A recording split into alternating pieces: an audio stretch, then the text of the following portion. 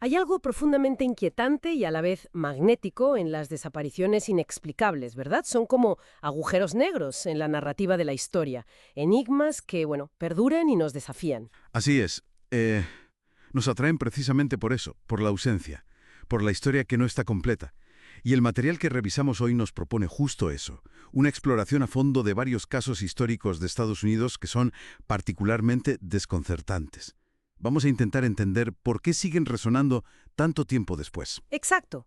Nuestro objetivo es analizar alguno de estos misterios clave, ¿no? Basándonos en la información y las perspectivas que nos dan las fuentes. Viajaremos desde los inicios de la colonización hasta, bueno, hasta tiempos mucho más recientes. Y lo fascinante, según apuntan estas fuentes, es cómo cada caso actúa un poco como espejo de su época. Refleja ansiedades sociales, los límites de la investigación del momento, y a menudo deja preguntas que todavía hoy, pues, nos hacemos. Empecemos por el principio, casi literalmente. La colonia perdida de Roanoke, en 1590. Las fuentes lo señalan como el misterio fundacional de la América colonial, un asentamiento entero que, ¡puf!, se desvanece. Más allá del misterio en sí, ¿qué nos dice ese caso según los análisis? Pues representa la enorme precariedad de esos primeros intentos colonizadores europeos. La desaparición total, sin un rastro claro de lucha o enfermedad masiva o un traslado organizado, dejó un vacío. Un vacío que alimentó durante siglos el miedo a lo desconocido del Nuevo Mundo. Las fuentes sugieren que simboliza esa posibilidad aterradora del fracaso absoluto, ¿sabes?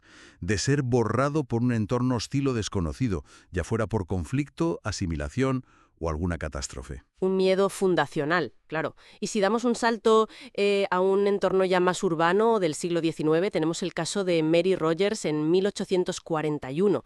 Las fuentes la mencionan como la bella cigarrera. Correcto.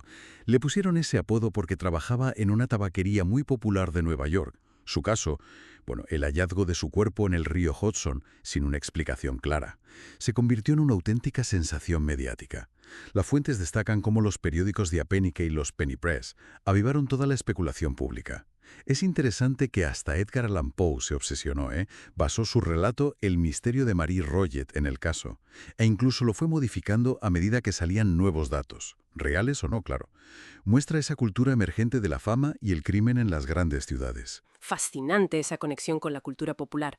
Y luego, el siglo XX trae misterios de otra escala, como la desaparición de Jimmy Hoffa en 1975, un personaje público enormemente poderoso que, de repente, se esfuma. ¿Qué hace que este caso, según las fuentes, sea tan emblemático? Hoffa no era solo una celebridad.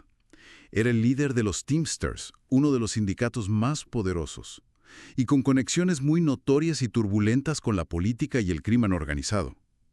Su desaparición, según analizan las fuentes, no es solo un misterio sobre dónde está, sino un símbolo bastante crudo de la opacidad y la posible corrupción en las altas esferas del poder de la época. Las teorías van desde ajustes de cuentas de la mafia hasta conspiraciones políticas, y que siga sin resolverse revela mucho sobre la desconfianza hacia las instituciones, ¿no? Entiendo, el misterio va más allá de la persona en sí.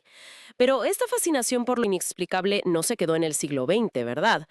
Las fuentes también mencionan casos más recientes o que han tenido desarrollos actuales. Efectivamente, está el caso de la llamada Dama de las Dunas, un cuerpo encontrado en Cape Cod en 1974, y cuya identidad fue un enigma durante casi 50 años.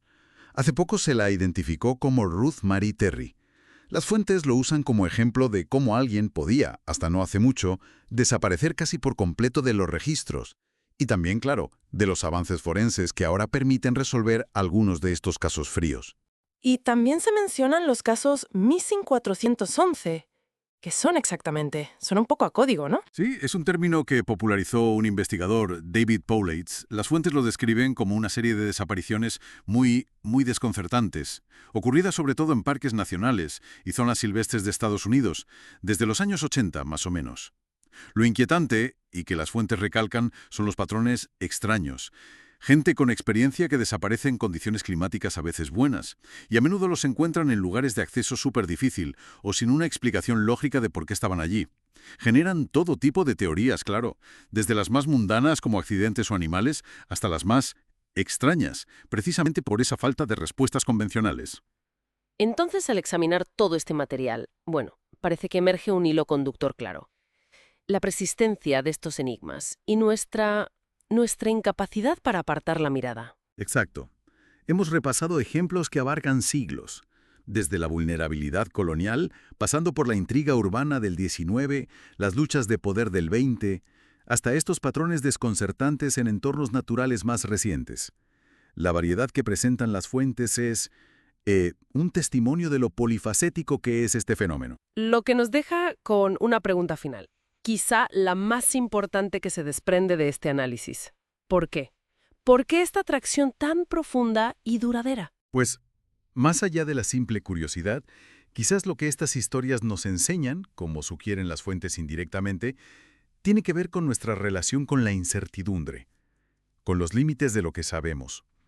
Cada caso sin resolver es un recordatorio de que no todo puede ser explicado, ordenado, cerrado.